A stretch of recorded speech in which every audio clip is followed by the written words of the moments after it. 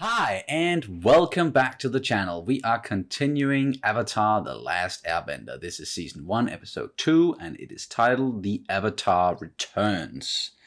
And we really liked the first episode. There's a lot of world building going on, and they kind of got us into the story real quick and introduced us to some characters, and ended with a cliffhanger as well, pretty much, or a to be continued. So yeah, I'm just ready to jump into it. Do you have anything you want to mention before we start the episode? Nope. Alrighty. Then we're just gonna jump straight into it. Okay, yeah, so they fired off the thing. I knew it! You signaled the fire navy with that flare! We were on the ship and there was this booby trap and, well, we boobied right into it. You shouldn't have. The foreigner is banished from our village! Sokka, you're making a mistake. No, I'm keeping my promise to Dad. Aang's brought us something we haven't had in a long time. Fun. We can't fight firebenders with fun! You should try it sometime. Get out of our village, now! Grandmother, please, don't let Sokka do this. I think it best if the Airbender leaves. Fine!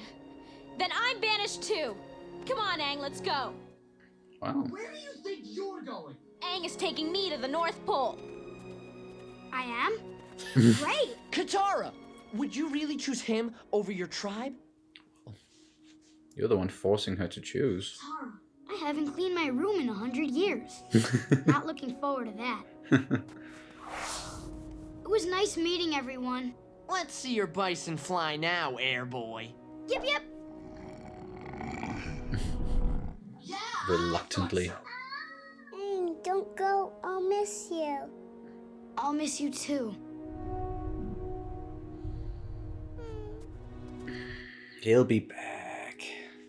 Alright, ready our defenses. The Fire Nation could be on our shores any moment now. But I got it. And no potty breaks! Just gonna have to create some yellow snow there, guys. Yeah. Aww. I liked her too. The village! Appa, wait here! Sure. Okay. Whoa. Yeah, wow. Getting ready for a fight. He doesn't stand a chance. No. One dude and a bunch of kids trying to defend.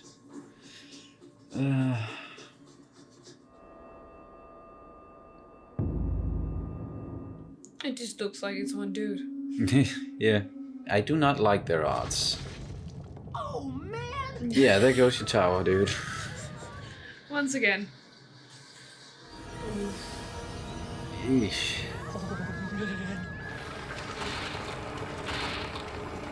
Move!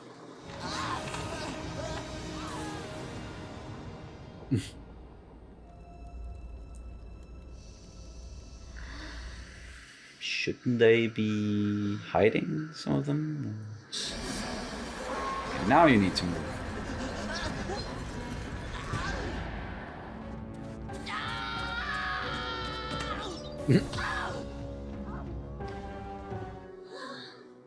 Yeah, he did not stand a chance at all. No.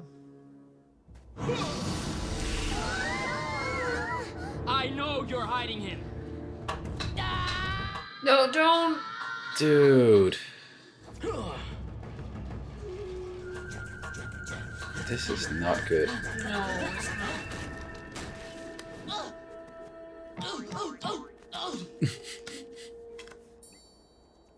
But that thing's gonna come back. It's whoa! Nice. Oh, he mad. Oh What an entrance. yes. Turns out you can fight evil with fun. Hey, Katara. Hey, Sokka. Hi, Aang. Thanks for coming. You're the Avatar? Aang? No way. You're just a child. Well, you're just a teenager. Yeah, I was just like, how old are you, man? If I go with you, will you promise to leave everyone alone? Wow, noble. Don't worry, Katara. It'll be okay. Head a course to the Fire Nation. I'm going home. I'm going home. Sounds like a teenager, that's for sure. If we don't help him, no one will. I know you don't like Aang, but we owe him. And Katara, are you gonna talk all day or are you coming with me? Get in. We're going to save your boyfriend. he's not my. Whatever. Whatever. You'll need these. You have a long journey ahead of you. Thank you. Everybody's supporting it. Aang is the Avatar. He's the world's only chance. You both found him for a reason. There's no way we're gonna catch a warship with a canoe. Well, how about a bison? You just love taking me out of my comfort zone, don't you? Sure do. This staff will make an excellent gift for my father. I suppose you wouldn't know of fathers, being raised by monks. Take the Avatar to the prison hold, and take this to my Being quarters. raised by monks? Hey, you mind taking this to his quarters for me? That mask. That sign. Scary and kind of silly at the same time. I don't know. Yeah. I think it's because of the very round eye holes. So, I guess you've never fought an airbender before. I bet I could take you both with my hands tied behind my back. Silence.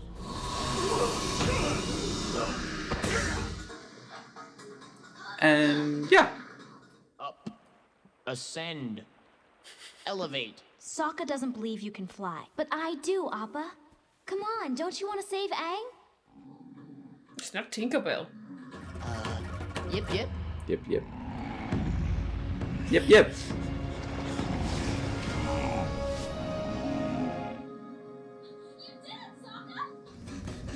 Ah! You haven't seen my staff around, have you? Thanks anyway.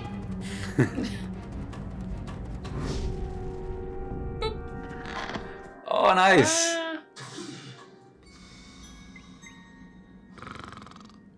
Sorry. My staff. Bingo. Looks like I underestimated you. Never mind.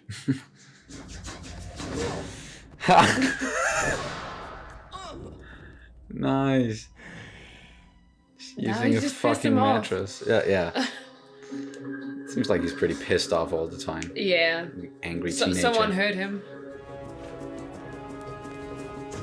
Or maybe he has a tyrant for a dad and something to live up to. Oh. Ah. Close.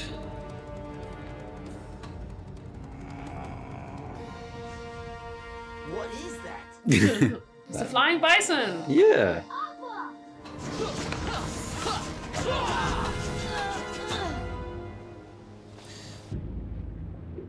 Aang, no! So whatever that power is that makes his eyes and everything glow, that activates when he's in real danger or something. Perhaps. And now he's controlling water. Yeah, he surely is the Avatar. Aang! Are you okay? I dropped my staff. Got it. I was just about to ask where that guy went. Yeah. But, Ha! Yeah. That's from the water Ex- tribe. exactly. Just hang on, buddy. Katara!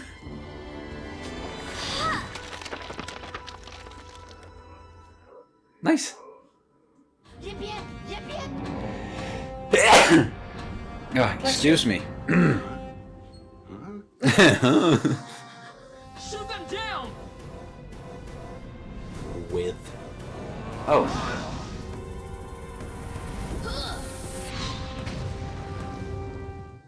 Oof. Ha. You are trapped. Dig the ship out and follow them. Give us a As minute. soon as you're done with that. Yeah.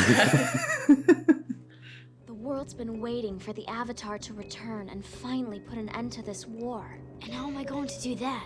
If we go to the North Pole, you can master waterbending. We can learn it together. Here, we'll ride the hopping llamas. Then way over here, we'll surf on the backs of giant koi fish. Then back over here, we'll ride the hog monkeys.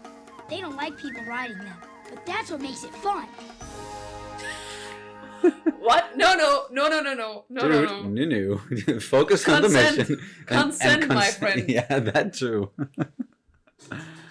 Oh, nice. That was another really good episode. Yeah, I'm enjoying it so far. me too. And now our little crew there, they're going out. They have an objective. They're gonna go to somewhere where both of them can learn these water powers, the water bending. Yes, yeah. exactly.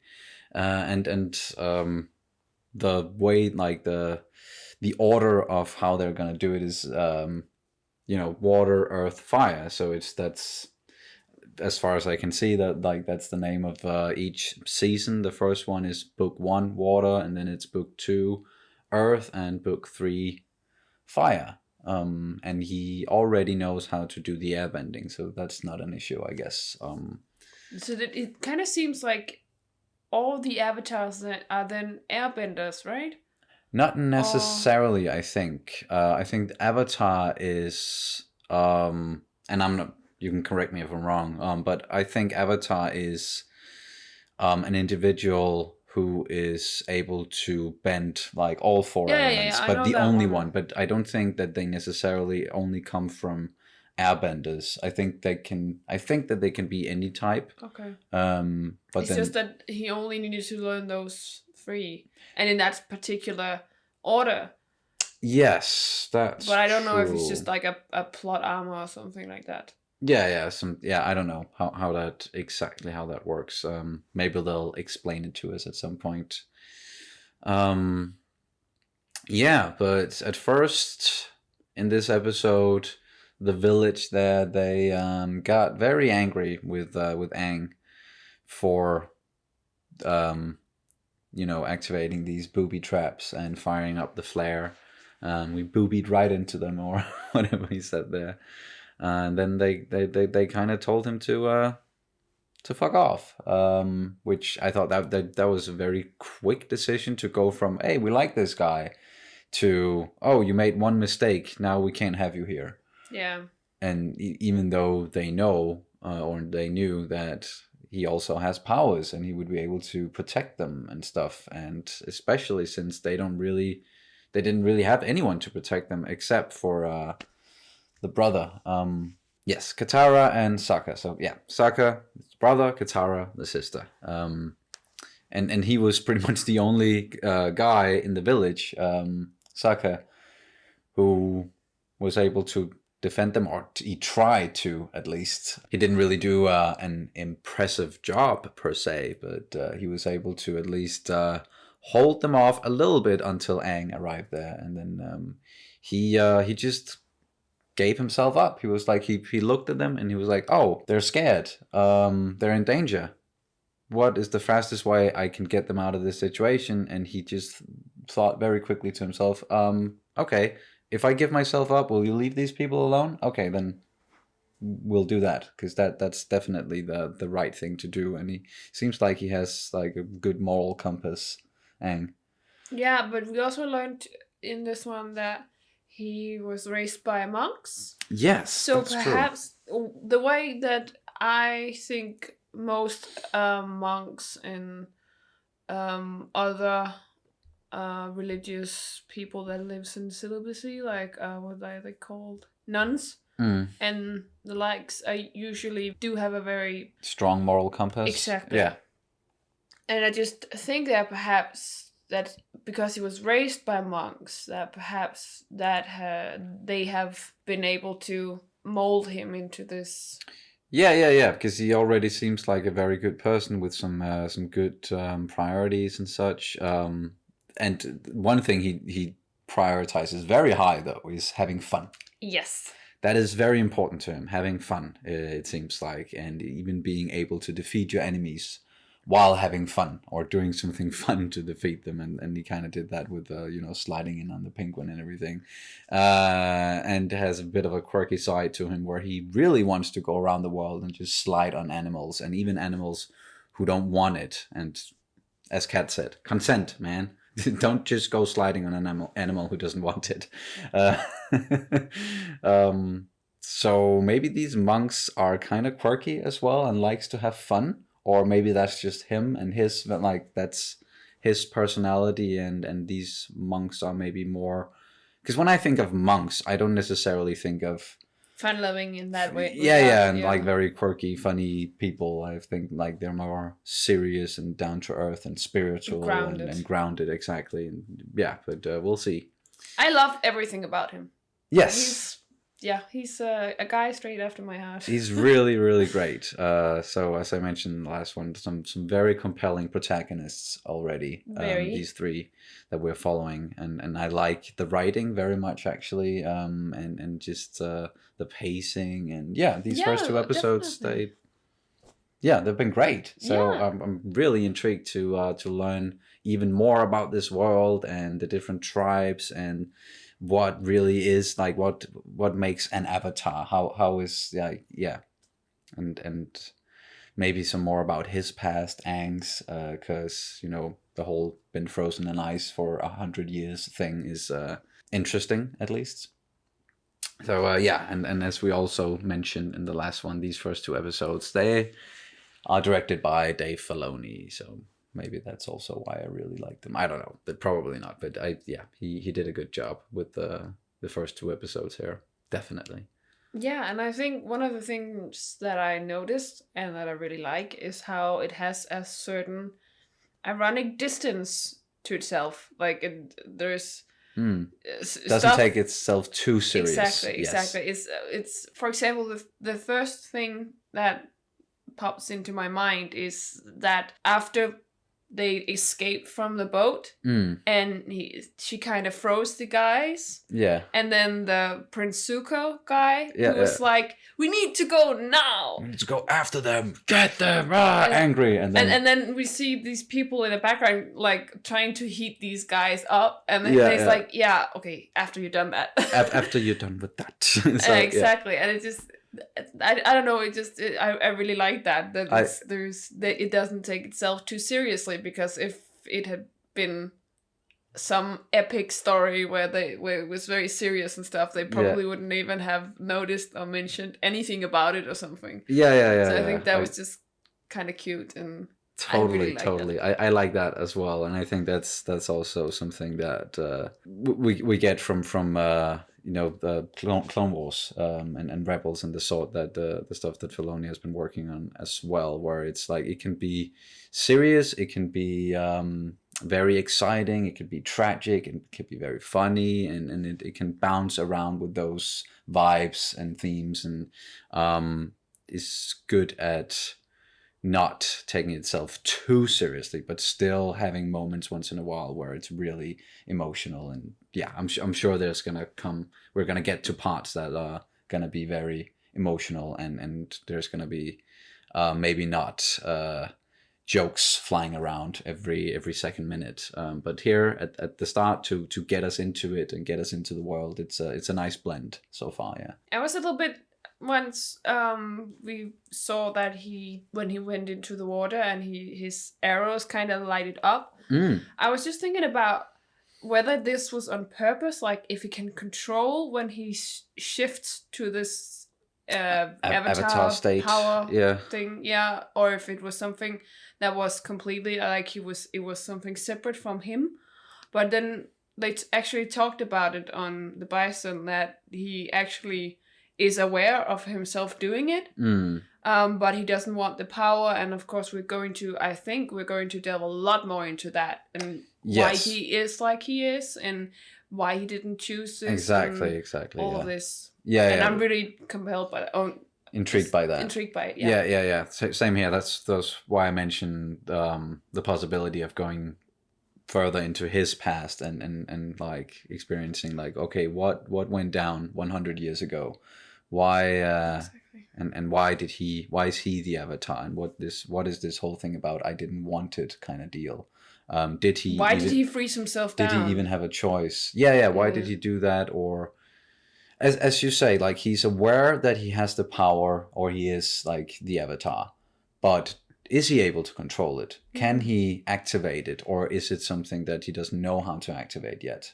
And it's only like when he's in danger and he enters another like state of being or something. Yeah, it's very intriguing, as you said. It really is. There's a lot to cover here. Yeah, and it's very exciting, and I'm very, very glad that we started this series, because I feel like this is right up our alley of stuff that we like. Definitely, yeah. Yeah. But if you don't have anything else, nope. Yeah, I think that's gonna do it for this reaction and review of Avatar: The Last Airbender, Season 1, Episode 2. As always, thank you guys so much for watching, and we will see you very soon. Bye! Bye!